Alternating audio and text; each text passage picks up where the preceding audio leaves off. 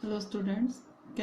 अपना केमिस्ट्री का fourth chapter chemical bonding and molecular structure, रासायनिक आबद्धता तथा आणविक संरचना चैप्टर में अष्टक का नियम पढ़ चुके हैं और बहुबंध कैसे बनते हैं, मल्टीपल बॉन्डिंग कैसी होती है, सिंगल, ट्रिपल, डबल, ये हम देख चुके हैं। अब ये जो ऑक्टेट रूल है तो उसके लिए कुछ लिमिटेशंस है जिसे हम अष्टक के नियम की सीमाएं कहते हैं। ये सीमाएं देखते हैं तो सबसे पहले incomplete octet of central atom, यानी कि अपूर्ण केंद्रीय परमाणु का अपूर्ण अष्टक, वो कैसे होता है। जैसे कि एग्जांपल हम लेते हैं कि BeH2, तो बेरिलियम केंद्रीय परमाणु है, इसका परमाणु क्रमांक होता है 4, तो 4 यानी 2 और 2 इलेक्ट्रॉनिक कॉन्फ़िगरेशन हुआ इसका। तो ये बेरिलियम, इसके 2 electron outer wall shell. Hydrogen, hydrogen का एक, इस हाइड्रोजन का एक, तो यहाँ पे कितने इलेक्ट्रॉन है 4, यानी कि ऑक्टेट 8 इलेक्ट्रॉन पूरे नहीं हो सकते हैं।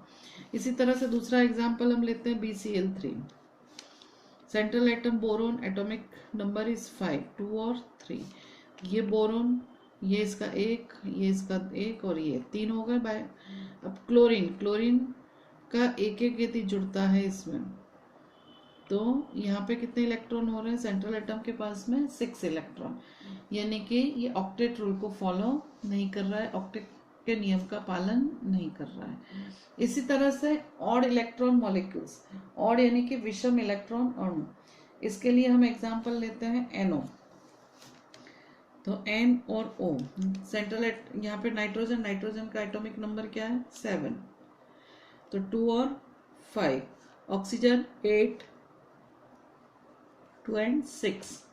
तो अब नाइट्रोजन, नाइट्रोजन में ये 2 इलेक्ट्रॉन और ये 3 इलेक्ट्रॉन, ये हो गए 5 इलेक्ट्रॉन इसके। इसी तरह से ऑक्सीजन, ऑक्सीजन में ये 2, 2 4 और 2 6। तो यहाँ पे देखिए ये इलेक्ट्रॉन कितने हो रहे हैं 4 और 3 7, यहाँ पे कितने हो रहे हैं 4 और 4 8। तो इस तरह से देखिए, और नाइट्रोजन का ऑक्टेट कंप्लीट नहीं हो रहा है, तो स्ट्रक्चर क्या आएगा इसमें, 3 इलेक्ट्रॉन अलग ही शो ऑफ होंगे और दोनों के बीच में डबल बॉन्ड होगा और ऑक्सीजन के ऊपर ये 4 इलेक्ट्रॉन शो होते रहते।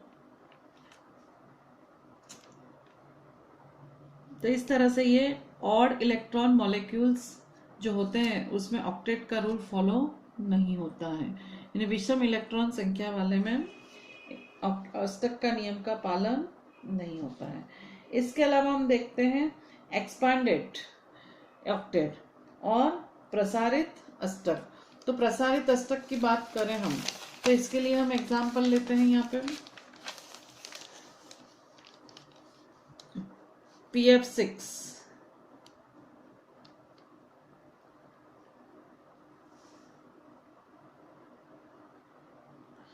PF5 ले लेते हैं। यहाँ सेंट्रल एटम क्या है फास्फोरस, फास्फोरस का एटॉमिक नंबर क्या है 15, तो 2 8 5, आउटर मोस्ट शेल में कितने इलेक्ट्रॉन है 5, तो ये फास्फोरस 1 2 3 4 और ये 5, ये मैंने बना दिए 5 इलेक्ट्रॉन इसके। अब इनके साथ में फ्लोरीन, फ्लोरीन का एटॉमिक नंबर क्या है 9, तो कितने आएंगे 2 और 7, तो ये फ्लोरीन 2 2 4 2 6 और 1 7, इस फ्लोरीन के साथ भी 1 2 3 4 5 6, ये हो गए 7।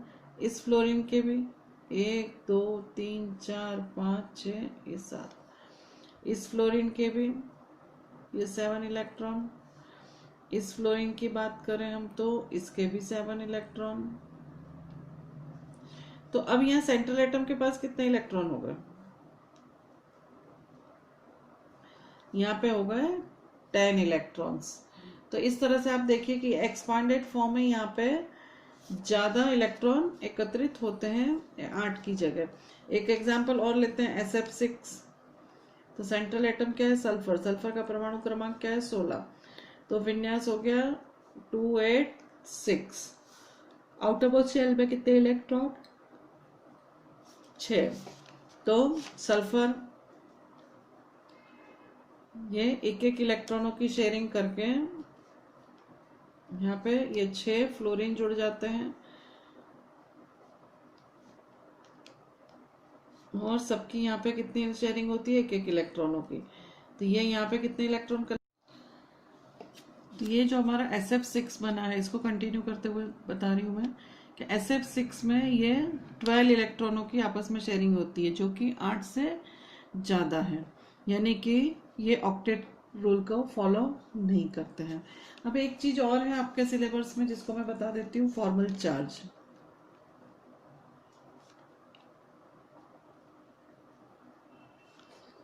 तो फॉर्मल चार्ज को हिंदी में भी फॉर्मल आवेश ही कहा जाता है।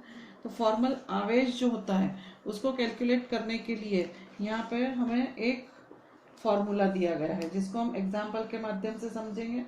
तो ये फॉर्मल आवेश को काउंट करने के लिए जो फॉर्मूला है, तो formal charge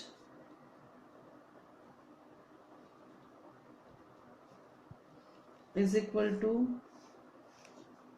total number of valence electron in the free atom. तो total number of valence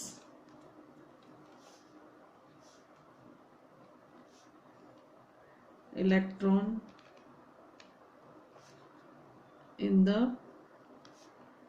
free atom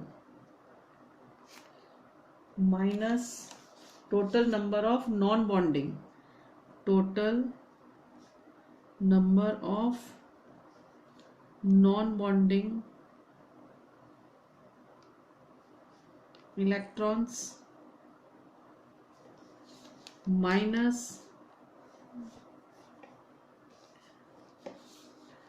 one half total number of bonding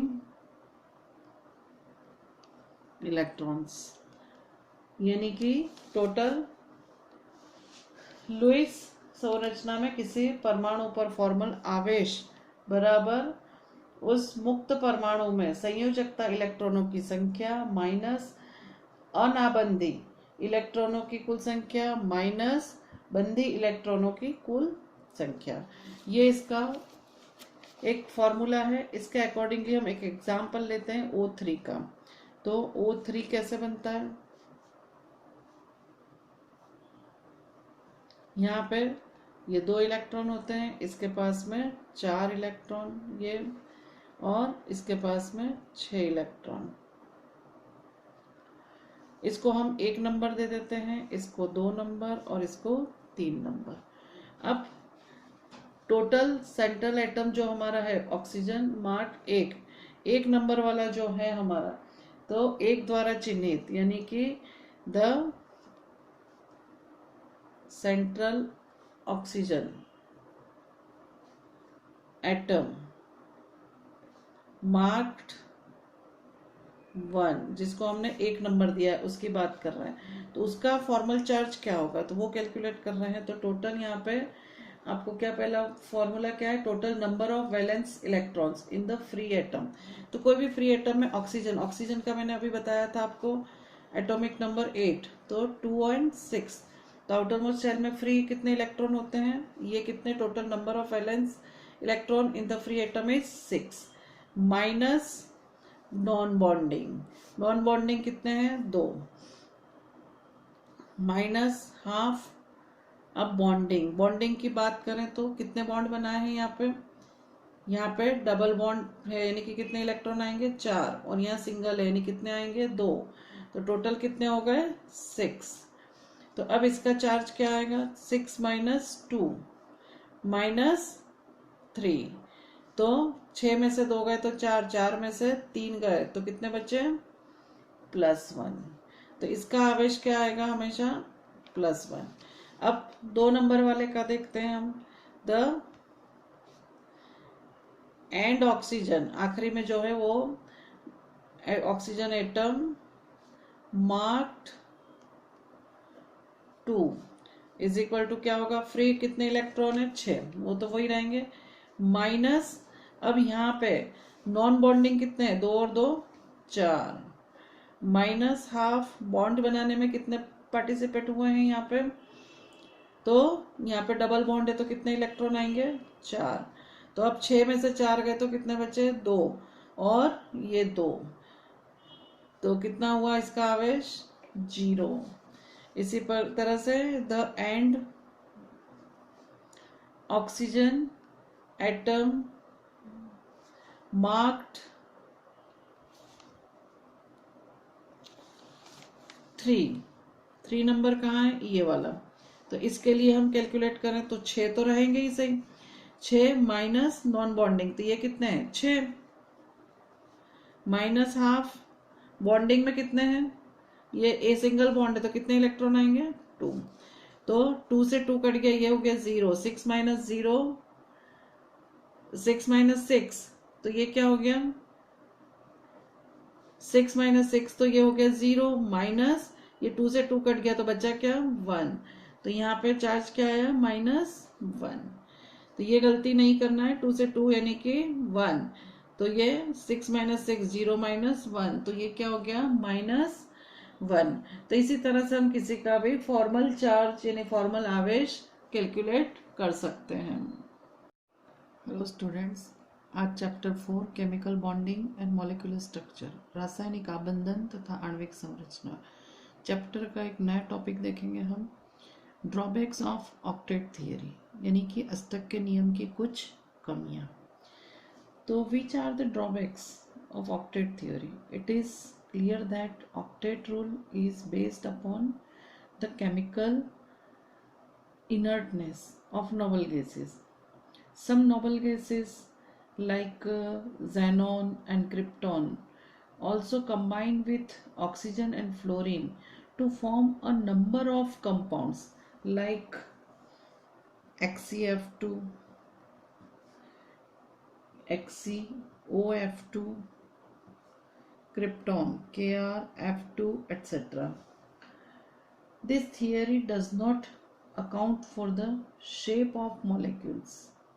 Then it does not explain the relative stability of molecules being totally silent about the energy of a molecule.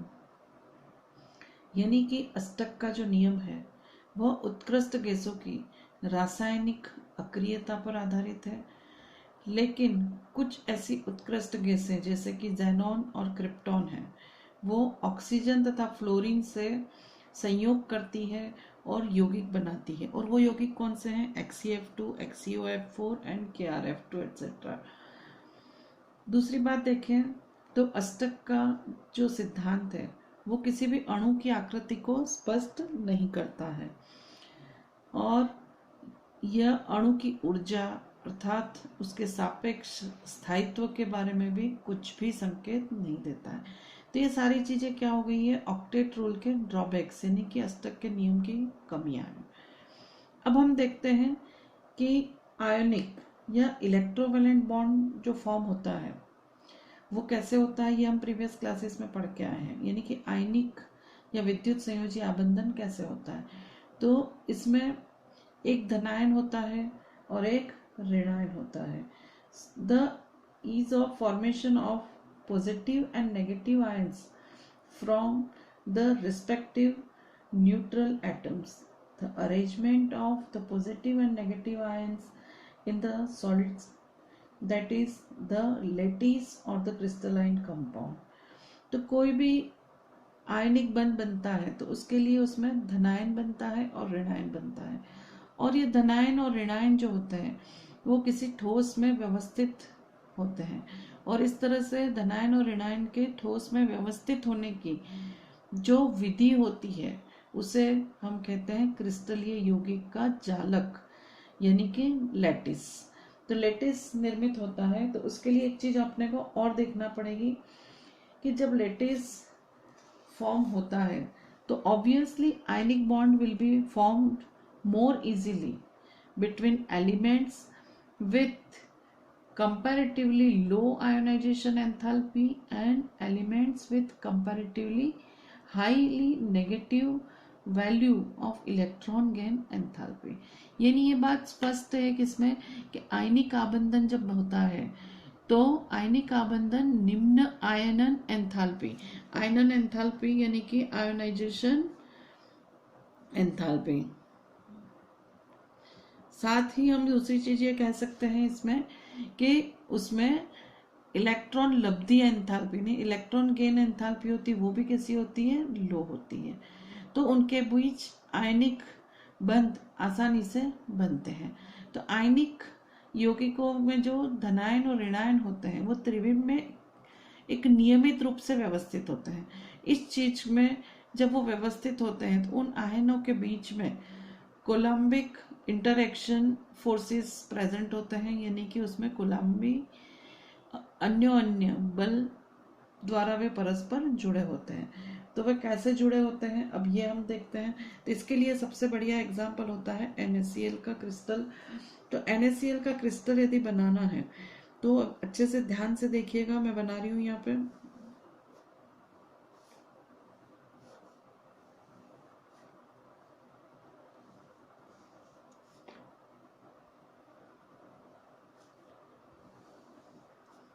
ये 3 dimensional diagram बन रहा है NaCl के structure का।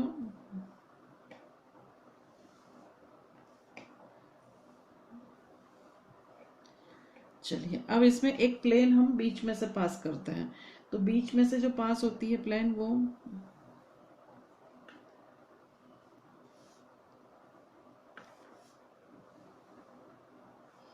ये एक plane पास हो गई बीच में से, और एक प्लेन हम ऊपर से पास करते हैं तो वो इस तरह से आएगी।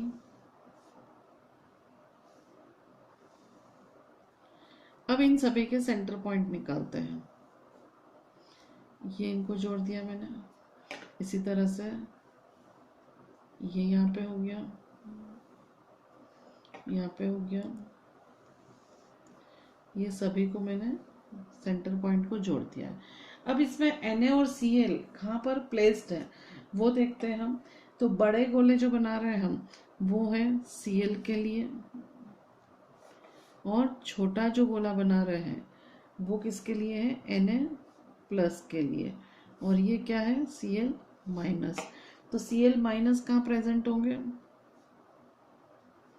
और इनके बीच में इस तरह से Na ये प्रेजेंट होंगे। सेम वे हम इसमें देखते हैं। तो इसमें ये सेंटर पॉइंट पे हो गया Cl, तो यहाँ Cl आएंगे और यहाँ Cl आएगा। इसके बाद में हम नीचे के लिए देखें तो यहाँ पर हमें जो बनाना है वो क्या बनेगा, पहले ये Na है तो ये Na, ये Na और एक Na यहाँ, तो ये क्या हो गया, Cl। इसी तरह से Cl यहाँ पे आएगा, यहाँ पे आएगा और यहाँ आएगा। बचे हुए जो पार्ट्स हैं वहाँ पे क्या आएगा, Na। तो यहाँ देखिए एक Cl कितने Na से सराउंडेड है, तो एक 2 3 और 4 Na से सराउंडेड है। इसी तरह से हम देखें तो यहाँ पे भी ये Cl हो गया। तो इस तरह से यहाँ सेंटर में एक Na आएगा, इसी तरह से यहाँ पे भी Na, यहाँ पे भी Na। तो ये हमारा स्ट्रक्चर बन चुका है। इसमें देखिए आप कि ये Cl है तो ये 1 2 3 और 4 Na से सराउंडेड है। इसी तरह से ये जो Na है वो 1 2 3 और 4 Cl से सराउंडेड है। तो ये मैंने बनाया है यहाँ पे NaCl का स्ट्रक्चर। तो यह क्लियर हो गया है आपको स्ट्रक्चर के कैसे बना हुआ है, ये कैसी संरचना है इसकी है। अब हमारे लिए एक नई चीज आती है, वो है लैटिस एंथैल्पी। तो लैटिस एंथैल्पी क्या है ये समझने से पहले हम एक चीज और देखते हैं कि thus a qualitative measurement of the stability of an ionic compound is provided by its enthalpy of lattice formation and not simply by achieving octet of electrons around the ionic species in gaseous state, यानी कि कोई भी किसी भी आयनिक यौगिक के स्थायित्व का गुणात्मक मान उस यौगिक के विरचन जालक एंथैल्पी के ऊपर निर्भर करता है, न कि गैसीय अवस्था में उस आयनिक स्पीसीज द्वारा ऑक्टेट प्राप्त हो। तो ये चीज समझ में आ गई है। अब लैटिस एंथैल्पी यानी कि जालक ऊर्जा किसको कहते हैं? तो lattice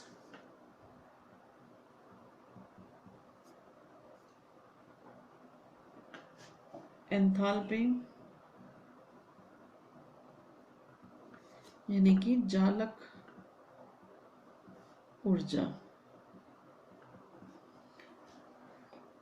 The lattice enthalpy of an ionic solid is defined as the energy required to completely separate 1 mole of a solid ionic compound into gaseous constituent, यानी कि किसी भी आयनिक ठोस के 1 मोल यौगिक को गैसीय अवस्था में संघटक आयनों में पृथक करने के लिए आवश्यक ऊर्जा को उस यौगिक की जालक एंथैल्पी कहते हैं। जैसे कि एग्जाम्पल है, NaCl की जालक एंथैल्पी होती है 788 किलो जूल पर मोल। तो किलो जूल पर मोल है, इसका अर्थ यह है कि 1 मोल ठोस सॉलिड NaCl को 1 मोल Na प्लस गैस तथा 1 मोल Cl माइनस गैस में अनंत दूरी तक पृथक करने के लिए 788 किलो जूल पर मोल ऊर्जा की आवश्यकता होती है। तो ये चीज हमको समझ में आ गई है कि जालक ऊर्जा यानी कि लैटिस एंथैल्पी क्या है। Lattice enthalpy of an ionic solid is defined as the energy required to completely separate 1 mole of solid ionic compound into gaseous constituents, यानी कि example lattice enthalpy of NaCl is 788 kilojoule per mole. It means 1 mole of solid NaCl converted into 1 mole of Na plus gas and 1 mole of Cl minus gas is required 788 kilojoule enthalpy. तो यहाँ पे ये clear हो गया है कि lattice enthalpy यानी चालक ऊर्जा क्या है।